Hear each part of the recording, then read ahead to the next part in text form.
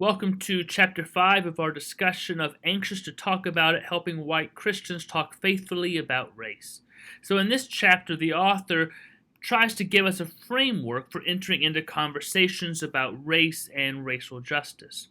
She says we need a guiding framework for how we enter into conversations and actions around race and racial justice.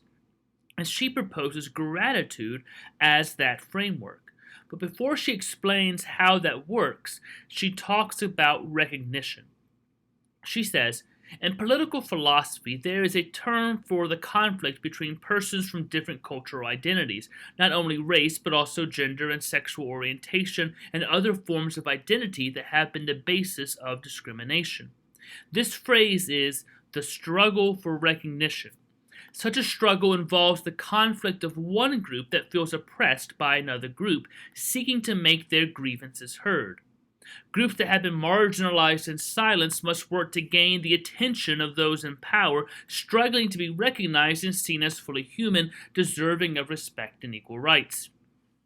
So that's what Hessel says, and it's kind of been true throughout history. Those who are looking to gain equal footing, gain better rights, have always struggled to have their grievances heard by those in power. Whether it's the Industrial Revolution and the working class are trying to get those who own the mills in England to hear them, or whether it's racial groups trying to be heard, or nation groups trying to gain independence.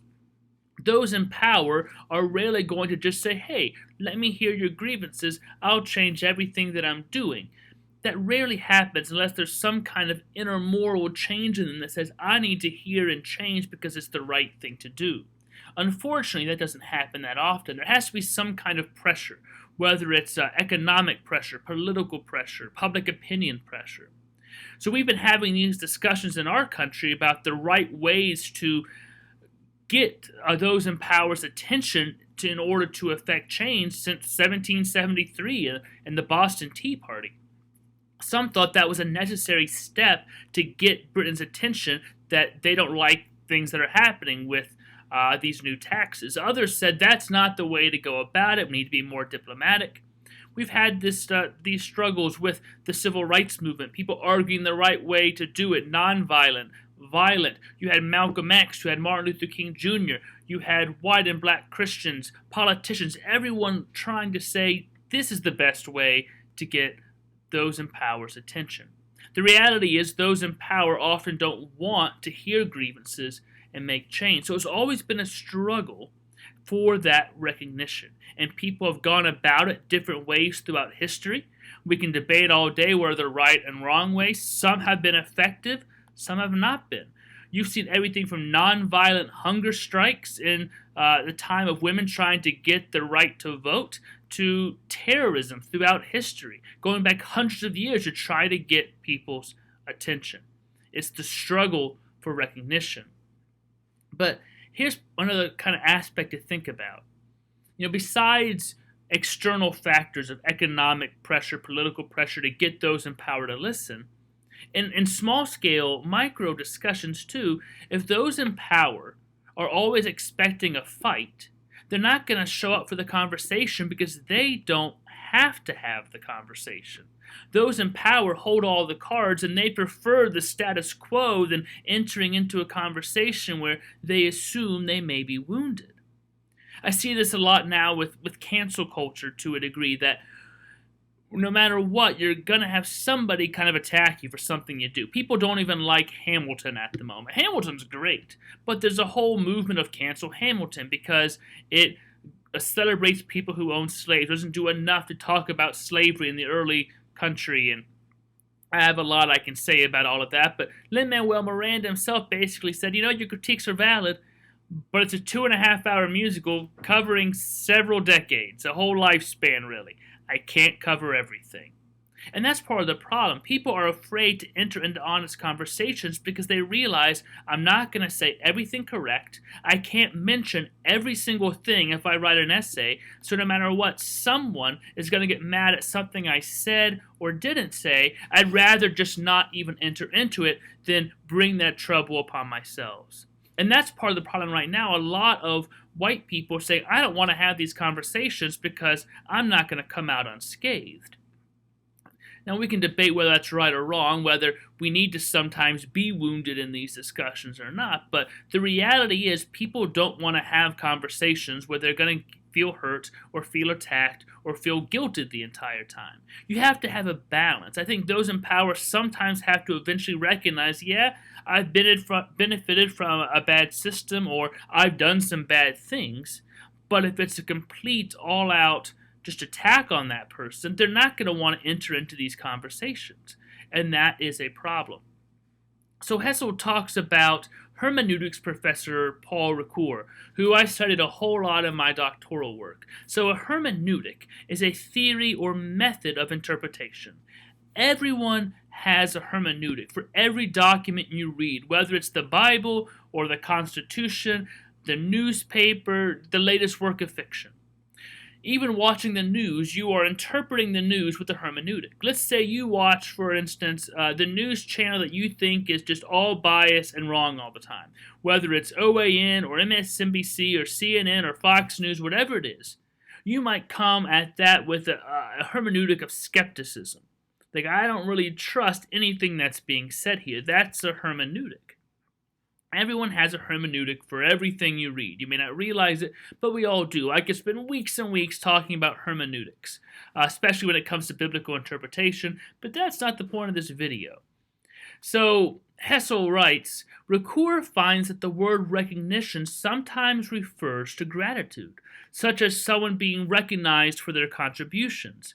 Ricoeur suggests that viewing mutual recognition through the lens of gratitude, such as in a gift exchange, helps us anticipate such conversations less in terms of inevitable conflict and antagonism, and instead as opportunities to share gifts with one another and express gratitude. Viewing recognition as gratitude can lead to additional opportunities for these experiences of mutual recognition. Gift exchanges that can lead to further gratitude rather than never-ending struggle. And so what she's saying is sometimes we have to figure out a way to come into these conversations where we can find something we can name as being grateful for. So I'm reminded of this lecture I heard that was given at Princeton Seminary that became the basis of a book by Marilyn McIntyre called Caring for Words in a Culture of Lies. And in this book, she talks about, in the lecture, she talks about a book she had to read, and she just hated the author. She thought the author was just a horrible person, a bad person, bad views, and everything. But she had to kind of realize that when she's working with something like that, she has to name what she has to forgive the author for in order to receive the gift that the author is giving through this work. Everyone has a gift to give.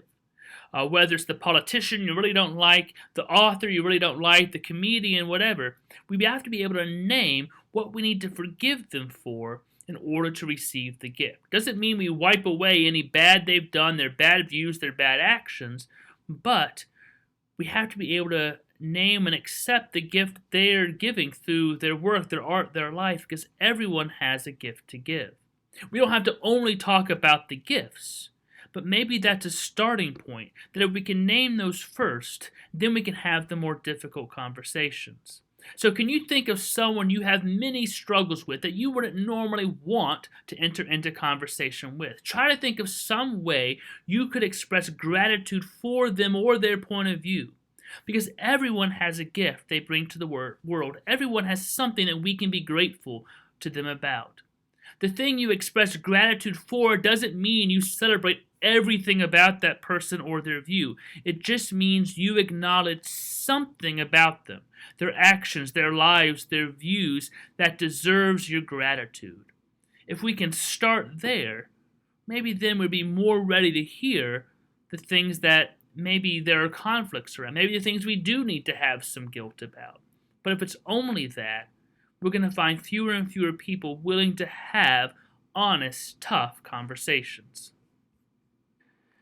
Now, Hessel admits that this framework of gratitude can be a bit problematic. She writes, "In my work, the idea that gratitude may have a central role to play in our conversations about race and racism has been both controversial and effective.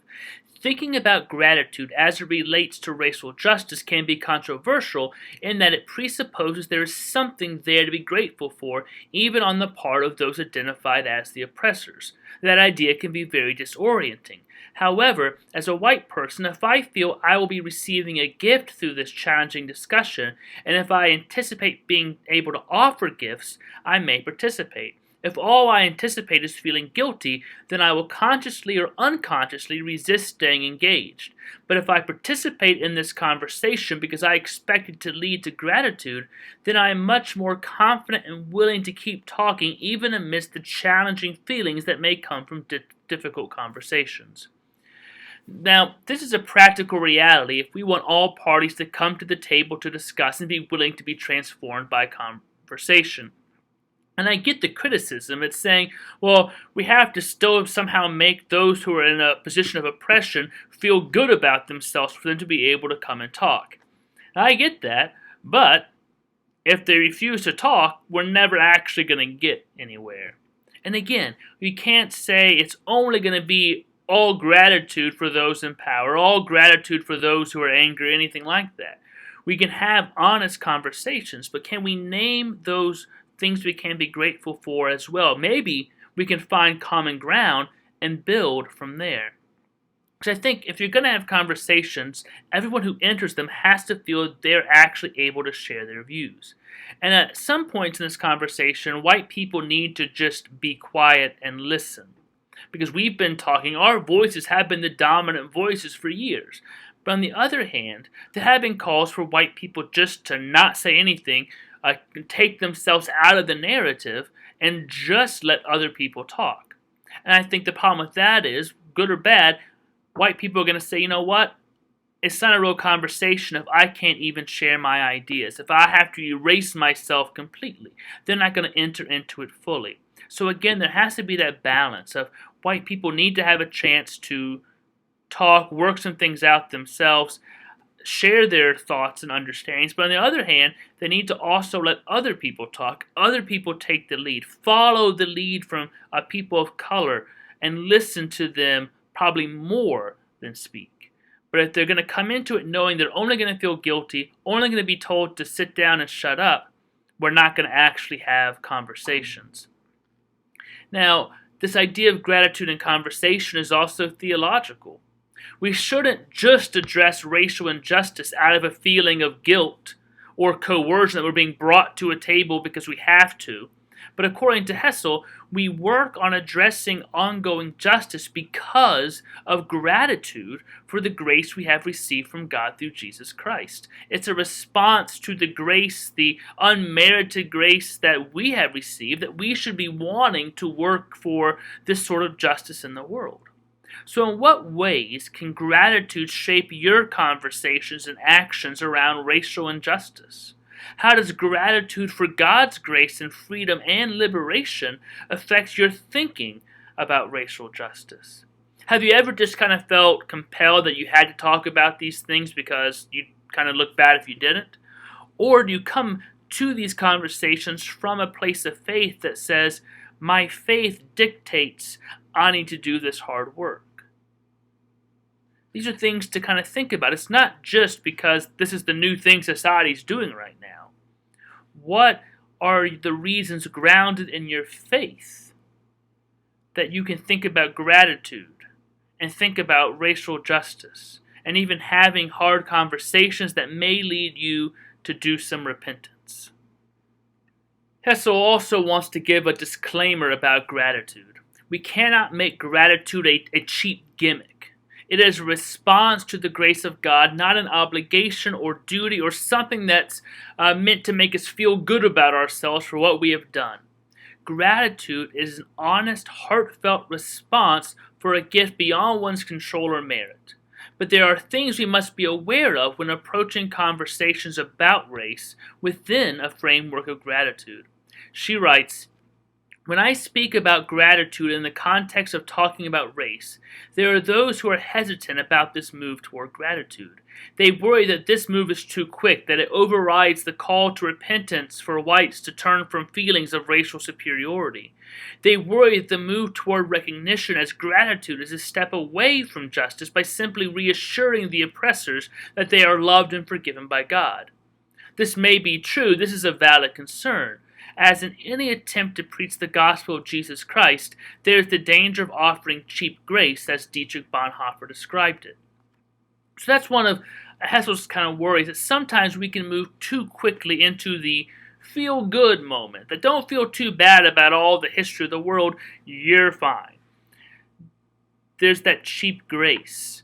And we have to balance that. When we think about gratitude, we have to balance gratitude and repentance. Gratitude and guilt, gratitude and honest reflection, that we can't go into it saying, hey, I'm just going to be thanked by the other people in this conversation, that's all there's going to be. That can't be all there's going to be, though. So she returns to Ricoeur to explain more what this framework of gratitude means. She says, Ricoeur writes that the setting for gratitude is typified by an exchange of gifts, in which one person gives a gift to another out of generosity, and the other person experiences gratitude. The gift receiver may want to give a gift to the giver, not out of obligation, but because of a desire to give. The original giver becomes the gift receiver, and there's another opportunity for gratitude. The two are connected through this exchange of gifts. Reminds me of an episode of The Big Bang Theory where Penny gives Sheldon a gift, and he's like, Penny, bless your heart, you didn't give me a gift, you gave me an obligation. And now he's all worried about how he's going to reciprocate the gift and give the exact thing, that the same value of the gift that she gave him, and he's trying to figure out what that would be, and it becomes this big stressor for him. And there's always the risk in gift giving that the gift receiver will be offended by the gift, or it won't live up to expectations of what they thought the gift would be. And in Sheldon's case, Penny gave this really great gift. He in no way knows how he can possibly match that, so it becomes a burden for him. And sometimes if you receive a gift that you feel obligated to reciprocate, it becomes a pain, it becomes a burden. In fact, the German word for gift means poison. Merry Christmas, happy birthday, here's some poison. But it's because of those negative feelings that can sometimes come with gifts. Have you ever received a gift and been offended by the gift? I've seen it in sitcoms a lot where the husband gets the wife a new frying pan for her birthday, and it's really meant to make him more food, and it's not at all what she wanted. Or I remember The Simpsons where Homer gave Marge a new bowling ball. She didn't want it. She's like, oh, I'll take it. So then she's like, no, give it to me. I'm going to learn how to bowl. But it made her mad. It offended her. He hadn't even considered what she wanted. Or have you ever been disappointed in a gift and had to really manage how you respond? Maybe you thought it was going to be something else and it ends up being a huge letdown. I remember as a kid, if I didn't get a toy, I was kind of disappointed, and I made one of my grandmothers very upset when she got me this nice coat, and I just kind of threw it aside because I wanted to go for the next toy. Sometimes we get gifts that we don't really want, we were disappointed by, but how do we manage that so we then don't hurt the feelings of the person who maybe thought they were giving a great gift? Have you ever been given a gift that has offended or not lived up to expectations? Have you ever been in that position when you gave something and someone got mad at you? Hessel writes, relating this to conversations about race, it is tricky to talk about gratitude in a way that does not miscommunicate. The gratitude to motivate talking about race and to inspire us to get involved in anti-racism efforts moves in a one-way direction. This gratitude cannot expect reciprocity or look for others to be grateful for it. So we can't go into conversations about race just looking that people of color will just give us heaps of praise and thanksgiving because we are willing to talk about it. We need to go into it with gratitude for them and their willingness to talk about it, the gratitude of what they've brought to our communities and more. Come to it with that instead of come to those conversations just waiting to feel guilty or shame or anything like that. So next, the author tells the story of Miss Browning, a woman she interviewed for the oral history project we talked about last week. Now, Miss Browning led an interesting life in the entertainment business, and for much of her life was sheltered from a lot of racial discrimination. She does share about a time she was younger driving her father's brand new car and getting called a particularly nasty name and just being shocked that that could actually happen. She couldn't be sheltered from it forever. She had a wealthy white godmother and so often experienced the kindness of white people when she was with her godmother. Hessel writes of the story Miss Browning shared. She says, "I am thankful for the story she shared with me. It showed how one racist encounter can stay with a person for a lifetime. She hadn't spoken about that event in 40 years, and yet she also had other experiences with white people that helped her remember not all white people are bad. She was grateful for a particular relationship she had with her white godmother, and that relationship was what kept her from losing hope in all white people after her negative experience." But this story is also about complex gratitude. When talking about her costume, Miss Browning was wearing this costume that kind of illustrated, slavery on one side and this other idea moving forward on the other. She highlighted the enslaved women who worked in the master's house. She identified these people's jobs as the main goal, being better off and more privileged than the men and women working in the fields. This phrase reminded me of her relationship with her wealthy godmother. When people receive benefits from those in power, it can be harder to criticize the power structure. This is one reason why often those in power will give small benefits to some people to make them feel slightly above those on the very bottom. That way these people can't criticize those in power because they'll lose what they have. They don't want to be down here. This has been used throughout history to kind of keep those at the bottom from uniting together to overthrow those in power. If you can create a tiered system, those on the tier keep wanting to move up through the patronage of those in power, and it keeps them from binding together because they don't want to drop back down. It's actually very clever. It's been used for hundreds of years, and it creates these complex systems of gratitude and criticism. Hessel goes on to write, "White people who grew up with caregivers who were people of color serving as maids, nannies, or cooks often express that they experienced a mutual warm feeling of loving friendship. I think these experiences are real and genuine," she writes. "Relationships of caring love can and do develop in such situations. But at the same time, such relationships are never equal. Persons in service positions do not have the freedom to show anything but loyal faithfulness for fear of losing their jobs. So while these feelings of loving care from household employees may be authentic, it is difficult to consider a different response coming from someone who benefited from being employed. Similarly, when Miss Browning's white godmother lavished gifts of new clothes on her, I'm sure her gratitude was real, but not having access to the same resources as the wealthy white woman, she may not have had a choice." So you see some of these relationships sometimes in books and movies. I think of The Help or Gone with the Wind. There might be some true feelings there, but also the relationship's never going to be truly authentic with that much of a power imbalance. The exchange reminds me of a scene from Go Set a Watchman by Harper Lee when Jean Louise, Scout, realizes the relationship she had as a child with Calpurnia, the black woman who helped care for her in their house and raise her, was not always what she thought it was. There was always a power imbalance, and even now, in this book, when Jean Louise is visiting Calpurnia, it's for Jean Louise's own validation and need, not out of a sense of care for Calpurnia, when Calpurnia was actually the one who needed care and help. In the end, she kind of asked Calpurnia, "Did you hate us?" She's beginning to realize it's not at all. The relationship was not at all what she thought it was. As a child, it couldn't be. So how do you think these power imbalances affect relationships? Can you be grateful and harbor resentment at the same time? Have you ever been in a relationship like that? Have you seen in your studies of history and economics and politics where these tier systems have been created to keep people who might have more in common actually separated by giving special privileges or gifts to then make those people not as willing to criticize or go against those in power? Next, Hessel tells the story of a student struggling with a seminar assignment. He came from a very poor town in Appalachia and described his community as white trash.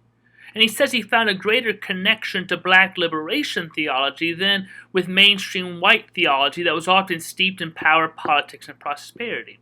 He felt that often for white people, their idea of the kingdom was in this world, economic riches and power, prosperity, which often comes from this idea of the Puritan work ethic, Max Weber, all of that. There is this grounded prosperity gospel since the Pilgrims first came over to this country. It has been in this country ever since then that God's blessings come in onto your life here in this life in the form of power, riches, things like that, which is why the phrase, I'm so blessed is problematic. When we say things like, I'm so blessed to have this pool in my backyard, it continues to build into that narrative that God has blessed you with this pool. You must be more towards the kingdom of heaven, where those who are impoverished, who don't have the pool, God hasn't blessed them.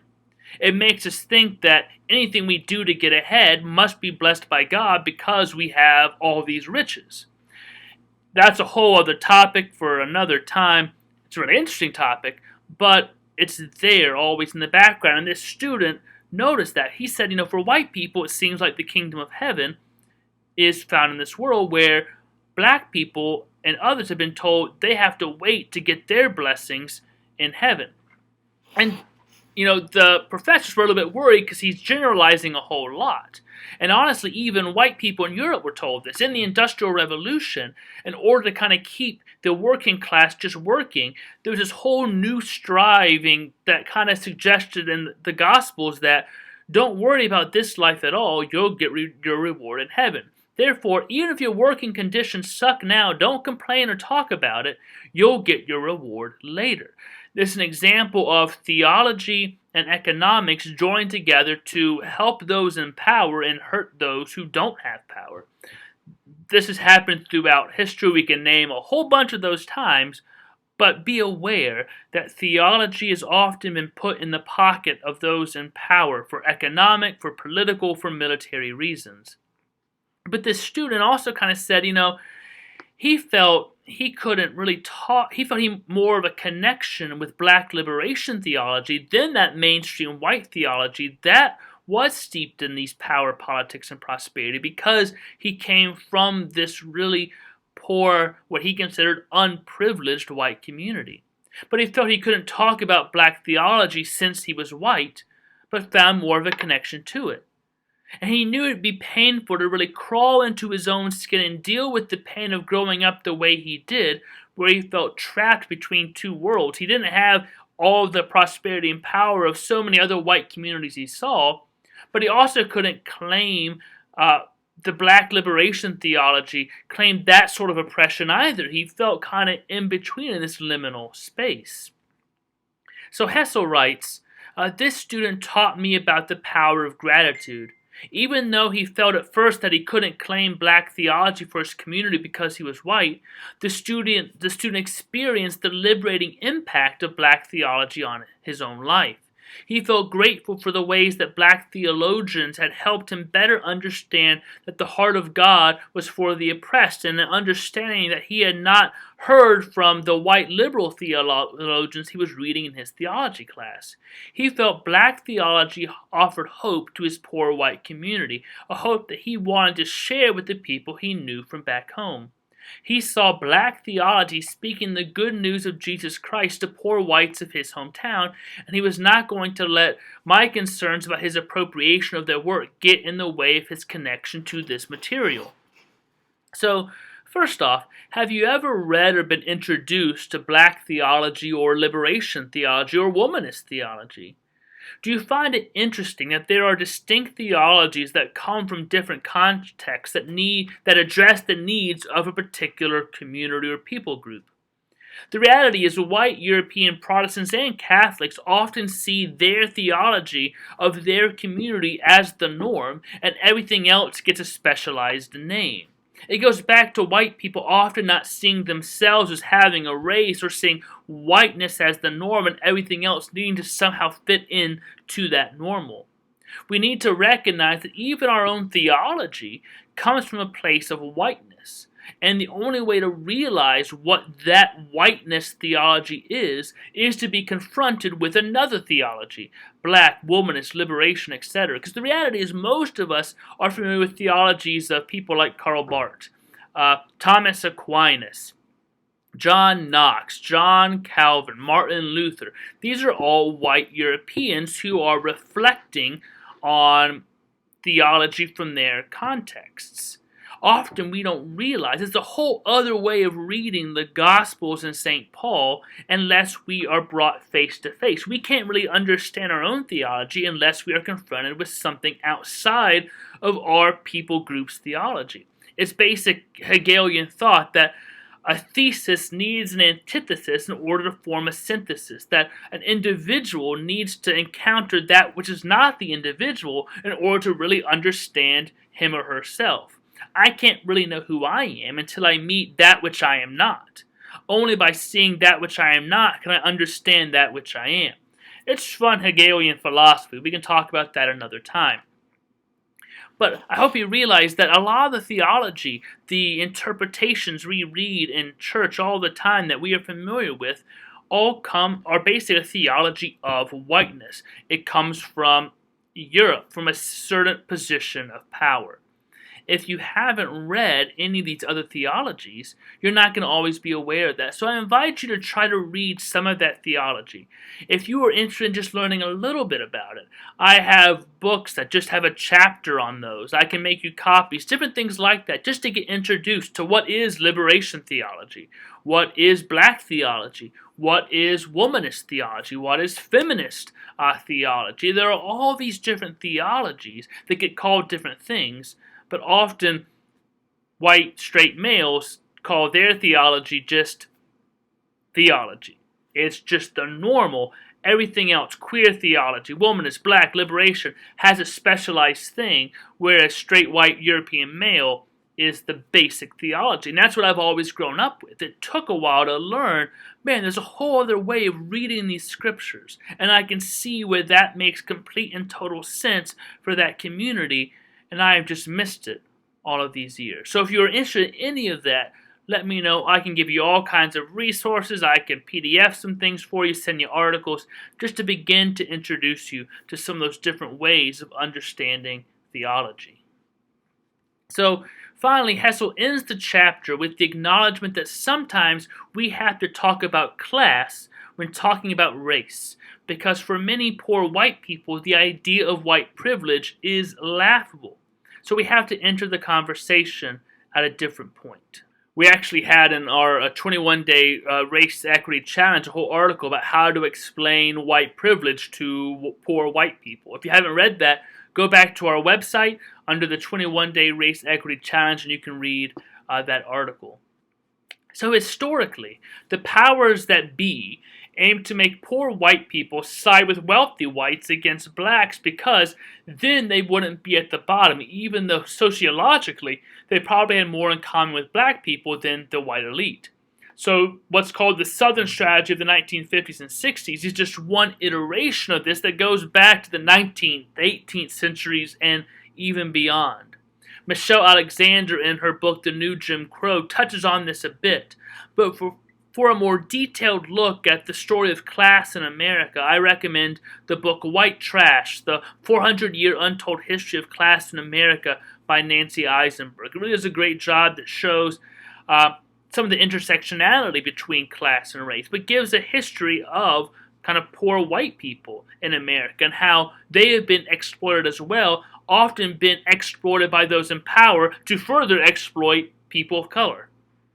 So Hessel also talks about the myth of meritocracy, which is prevalent in the U.S. It's the idea that anyone who works hard can get ahead, that we are fundamentally a merit-based society, that we are a product of our choices, not our circumstances. Now, our choices always have a role to play, but so do our circumstances. So she shares some statistics and information that was part of our 21-day challenge about redlining, or how most black GIs couldn't get the same post-war benefits as white veterans, all these different things that make America not the meritocracy we often think it is. She writes, "There is no such thing as a meritocracy in America. People who work hard and save their money can still end up at a great disadvantage from others simply because of the color of their skin. When we express our own gratitude for the gifts we have been given, we need to also be aware that our gratitude cannot be a denial of the history that led to the inequality we still see today." So, the U.S. has never been a complete meritocracy. Some have always gotten more advantages than others. Some have started with more advantages. Some have more opportunities just because of where they were born, how they were born, the color of their skin, their gender. All of those things have always made a difference. If we say they don't, we're kidding ourselves. I don't want to get into a whole argument about all the different reasons why it's true. If you want to have that conversation with me, we can have it sometime. There's tons of anecdotal evidence, statistical evidence, other things, that circumstances do play a role. Now, there's a great thing about our country, too, that there are many opportunities, and there's tons of anecdotal evidence of people coming from the bottom and working their way up. This story of Hamilton is about such a person who worked their way up.